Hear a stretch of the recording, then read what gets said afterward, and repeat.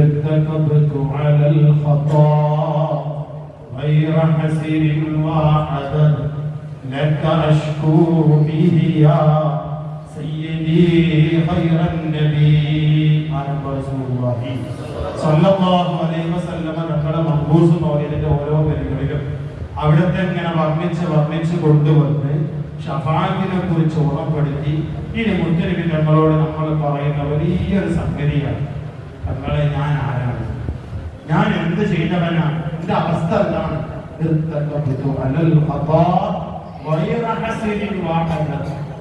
എണ്ണമില്ലാത്ത വ്യക്തമാക്കാൻ കഴിയാത്ത രൂപത്തിൽ തെറ്റുകൾ എനിക്ക് സംഭവിച്ചു പോയി.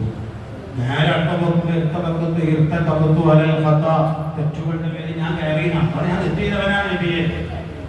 വിശുദ്ധമായ മംബൂസ് മൗലിദിലും ശറഫലന മൗലിദിലും ഇങ്ങനെയുള്ള മൗലിദൊക്കെ പരിശോധിക്കുമ്പോൾ ചിലർ അത് തെറ്റാണെന്ന് പറയുന്ന ചില ആൾക്കാർ നമ്മുടെ കൂട്ടത്തിൽ നമ്മൾക്ക് അറിയുമ്പോൾ കൂട്ടത്തിൽ കിടക്കണം.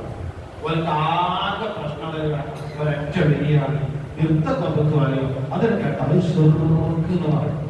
നമ്മൾ മനസ്സിലാക്കി വെക്കാത്ത പ്രശ്നം കൊണ്ട് ഞാൻ ഇങ്ങനെ പറയേണ്ടി വരില്ല. എന്നാൽ അതിനെ കുറിച്ച് ചോദിച്ചാൽ ഞമ്മക്കും അത് അങ്ങനെ പോലെ ചോദിച്ചാൽ ഇത് നമ്മൾ മനസ്സിലാക്കി വെക്കാൻ വേണ്ടി ഈ ഒരു വരി നല്ലോണം നമ്മുടെ മനസ്സിലേക്ക് വരികയാണ്. അത് നമ്മൾ ചോദിക്കേണ്ടതില്ലേ ഹബീബായ റസൂലുള്ളാഹി തങ്ങളോട് പറയുന്നത് എന്താണ്? പടച്ചോന്റെ സ്ഥാനത്ത് നിർത്താൻ പറ്റൂലുള്ള മുത്തനബിയെ അത് ബുദ്ധിയുള്ള ആരെങ്കിലും നിർത്തുമോ? ഒരു മുൻപിനാ മനുഷ്യനെ കഴിയും. കാരണം നമ്മളൊക്കെ പറയുന്നത് മുത്തനബിനെ കുറിച്ച് അള്ളാന്റെ അടിമയാണ് ഹബീബായ റസൂലുള്ളാഹി. അവിടുത്തെ റസൂലാണ്. റസൂൽ എന്നൊരു വിശേഷണം അവിടത്തേക്ക് ഉണ്ടെങ്കിൽ അത് ഉപയോഗപ്പെടുത്തുന്ന മുഅ്മിനീങ്ങൾക്ക് എന്താ തടസ്സം? അതുകൊണ്ട് നബിയെ ഞാൻ എണ്ണമില്ലാത്ത ഒരുപാട് തെറ്റുകൾ എന്നിൽ നിന്ന് സംഭവിച്ചു പോയി. തങ്ങളെ ആ വിഷയത്തിൽ ഞാൻ തങ്ങളോട് ആവലാതി ബോധിപ്പിക്കുന്നു നബിയെ. ഇപ്പൊ ഞാൻ പറഞ്ഞത് ആരും എല്ലാവരും ആ സാധു എന്റെ അടുത്ത് വന്നിട്ട് എന്താ ഒരാൾ പറഞ്ഞു സ്ഥാനം വീട് പണികൾ ആർക്കാണ് നിങ്ങൾ പ്രത്യേകം കണക്കിലെടുക്കണം. വേറെ ആൾ പറഞ്ഞു ഈ മാസം തന്നെ കൂടിയിരിക്കണം, അതിന് നിങ്ങൾ പ്രത്യേകമായിട്ട് മനസ്സിലുണ്ടാവും. അതിന്റെ അടുത്ത് ഞാൻ ഞാനൊരു അഴുതാണ്. പക്ഷെ ആരംഭ റസൂലുള്ളാഹി തങ്ങൾ ആരാവുന്ന റസൂലുമാണ്, അവിടെ നിന്ന് മുതലസുകളിൽപ്പെട്ട ആളാണ്, അഷ്റഫുൽ ഖൽഖാണ്. ആ തങ്ങളോട് പറയാം അതിന്റെ സാധ്യതയ്ക്ക് ലിസ്റ്റ് കിട്ടുമ്പോണ്ടാവും നന്നാകാൻ വായിക്കണം. അതുപോലെ തന്നെ എന്റെ തെറ്റുകൾ കൊടുത്തിട്ട് അവർക്ക് പറയുന്നില്ല, എന്നാലും അവന് കൊടുക്കൂടെ എന്റെ പാപങ്ങളൊന്നും കൊടുത്തിട്ടാണ് ഞാൻ ചെയ്ത കുറ്റങ്ങളൊക്കെ എനിക്ക് മാപ്പാക്കിയിട്ട് എനിക്കൊന്ന് ഈമാനോടെ ഇത് പറയേണ്ട നേതാവിന്റെ ഹബീബുനാ റസൂലുള്ളാഹി സ്വല്ലല്ലാഹു അലൈഹി വസല്ലം തങ്ങൾ ആ തങ്ങളോടാണ് പറയുന്നത്, നബിയേ എന്റെ ഭാഗ്യത്തിൽ നിന്ന് ധാരാളം തെറ്റുകൾ സംഭവിച്ചു. ആ തെറ്റുകൾ എനിക്ക് തങ്ങളോട് ഞാൻ ആവലാതിപ്പെടുന്നത് എന്തിനാണ്? യജമാനായ റബ്ബിനോട് തങ്ങൾ ആ വിഷയത്തിലൊന്നും പറയാനാണ്. മൗലിദിന്റെ സദസ്സില് ഒരാളെ കാണുമ്പോ ഒരു പ്രത്യേകമായി നമ്മുടെ സ്ഥാനം കൊടുക്കുന്ന സയ്യിദിനെ കാണുമ്പോ, ഒരു അലിമിനെ കാണുമ്പോ, ഒരു മുതഅല്ലിമിനെ കാണുമ്പോ, മുഅ്മിനീങ്ങളായവർ പരസ്പരം കാണുമ്പോ അങ്ങോട്ടും ഇങ്ങോട്ടും ദ്വാരക്കണേ എന്ന് പറയുന്നത്, നമ്മുടെ മുറാദ് അവരോട് പറയുന്നത് അതൊന്ന് ഹാസിലായി കിട്ടാൻ നിങ്ങളൊന്ന് റബ്ബിനോട് ദ്വാരക്കണം എന്നാണ് അതിന്റെ അർത്ഥം. അത് തന്നെയാണ് നബിയെ തങ്ങളിന്റെ പാപം പുറത്തു തന്നെ എന്നല്ല. ലോകത്ത് ഒരാൾക്കും അതേത് നബിയാണെങ്കിലും ഏത് റസൂലാണെങ്കിലും ലോകത്ത് ഒരാൾക്കും സ്വന്തമായി ഒരു കഴിവും ഇല്ല. സ്വന്തം ചെറുവിരൽ അടക്കണമോ അല്ലാഹു കൊടുക്കുന്ന കഴിവാണ്. റബ്ബ് കൊടുക്കാത്ത കഴിവ് മനുഷ്യനില്ല. അത് അഭൗതികമായാലും ഭൗതികമായാലും അങ്ങനെ തന്നെയാണ്. ചില ആൾക്കാർ അവിടെ ഭൗതികമായ സഹായത്തിന് എല്ലാവരോടും ചോദിക്കുക, അഭൗതികമായ സഹായം വരുമ്പോ ആരംഭ റസൂലുള്ളാഹി തങ്ങളെ പോലെ പറയാൻ പറ്റില്ല, അല്ലാഹുവിൽ മാത്രമാണ്. ഭൗതിക സഹായം ആര് തരുന്നതാണ്? അഭൗതിക സഹായം ആര് തരുന്നതാണ്? ആകയാൽ ഏത് രൂപത്തിൽ എങ്ങനെ എവിടെ നിന്ന് കിട്ടിയ സഹായമാണെങ്കിലും എല്ലാം തരുന്നത് അല്ലാഹു മാത്രമാണ്. അല്ലാഹു അല്ലാതെ അവന്റെ സൃഷ്ടികളിൽപ്പെട്ട ഒരാൾക്കും ഒന്നും ചെയ്തു തരാൻ സാധ്യമല്ല.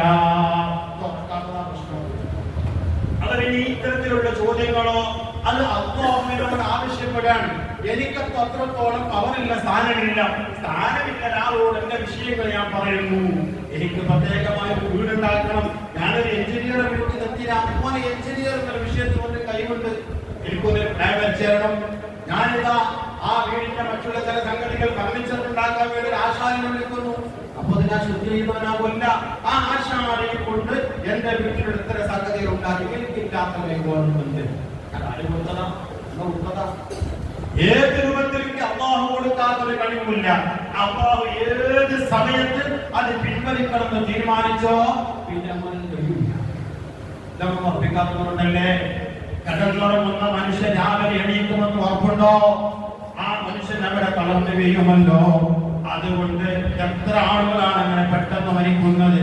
എന്റെ ശരീരത്തിൽ പോലും എനിക്ക് സ്വന്തമായി കഴിവില്ലാത്തവരാണ് ഞാൻ. അങ്ങനെ ഉണ്ടെങ്കിൽ അസുഖം വരാൻ എനിക്ക് തീരുമാനിച്ചാൽ പോരെ, എനിക്കൊരു ജലദോഷം വരാമെന്ന് തീരുമാനിച്ചാൽ പോരെ. എന്റെ തലമുടി നിരക്കണ്ട, എനിക്കിന് പ്രായം കൂടണ്ട, എന്റെ താടി രോമങ്ങൾ നിരക്കണ്ട, ഞാനത് തീരുമാനിച്ചാൽ പോരെ. നടക്കില്ല.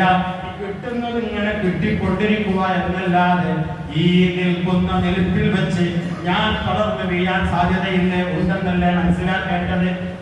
പടച്ചറപ്പ് എപ്പോഴാണോ പിടിക്കുന്നത് ഉടനെ വീഴേണ്ടി വരും. എപ്പോഴാണോ ആരോഗ്യം തരുന്നത് ലഭിക്കുകയും ചെയ്യും. അല്ലാഹു നമ്മുടെ ശരീരത്തിന് പോലും സ്വന്തമായി കഴിവ് തരാത്ത വിഭാഗക്കാരാണ് നാം എല്ലാവരും. അപ്പൊ അമ്പിയാക്കളോട് ചോദിക്കുന്നതോ അത് മുഅ്ജിസത്ത് കൊണ്ട് ചോദിക്കുകയാണ്, അത് കറാമത്ത് കൊണ്ട് ചോദിക്കുകയാണ്. അത് രണ്ട് രൂപത്തിലാ വരുന്നത്. ഒന്ന് തവസ്സുൽ അല്ലെങ്കിൽ ഇസ്തിഗാസ. ഇങ്ങനെ ചോദിക്കാൻ പറ്റുമോ എന്നുള്ളതിന് ഡസക്കണക്കിന് ഹദീസുകൾ ഹബീബായ റസൂലുള്ളാഹി സ്വല്ലല്ലാഹു അലൈഹി വസല്ലം തങ്ങളിൽ നിന്ന് ഉദ്ധരിക്കപ്പെട്ടിട്ടുണ്ട്. ആയത്തും അതിലേക്ക് വിരൽ ചൂടുന്നുണ്ട്.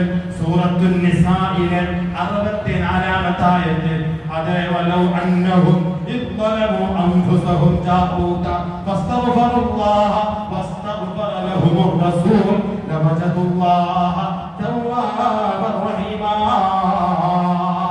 ഈ ആയത്ത് നമ്മൾ അർത്ഥം മനസ്സിലാക്കിയാൽ മതി.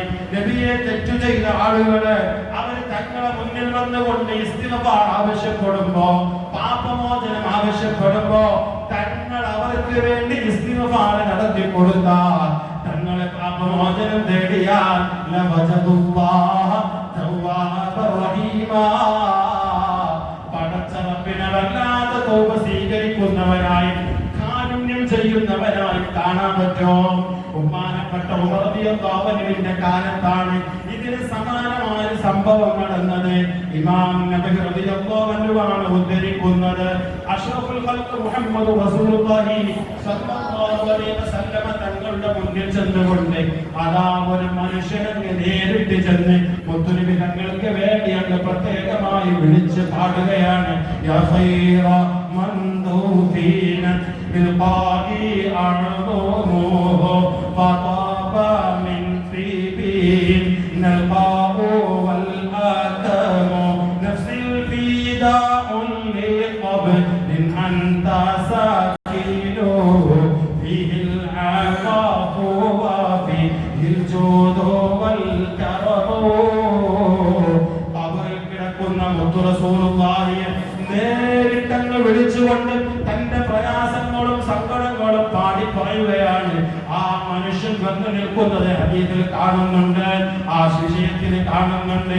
ഓ നബിയേ, തങ്ങളുടെ ഖബർ ശരീഫിന്റെ ചാരത്ത് ഞാനിവിടെ വന്ന് നിൽക്കാൻ കാരണം തങ്ങൾക്ക് അല്ലാഹു അവതരിപ്പിച്ചു തന്ന വിശുദ്ധ ഖുർആനിലെ വലൗ അന്നഹും ഇദ്ദലമു അൻഫുസഹും എന്ന ആയത്തിന്റെ അടിസ്ഥാനത്തിലാണ്. അതുകൊണ്ട് തങ്ങൾ എന്റെ കാര്യം ഏറ്റെടുക്കണേ.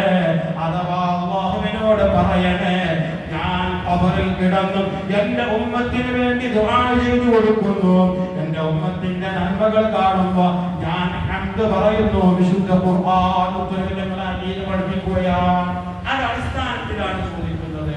ഈ സ്വഹാബി പിന്നീട് വന്ന് ഉമർ തങ്ങളോട് ഈ വിഷയം പറയുമ്പോ ഉമർ തങ്ങൾ അടി ഒളിച്ചില്ല. അത് സമ്മതിക്കുകയും അവിടെ പ്രത്യേകമായി ആ വിഷയത്തിൽ സപ്പോർട്ട് നൽകുകയും ചെയ്തു എന്നുള്ളതാണ്. വിശദീകരിക്കാനും അതിന്റെ ഇഴകളിൽ പരിശോധിക്കാനും ഞാൻ സമയം ഒതുക്കുന്നില്ല.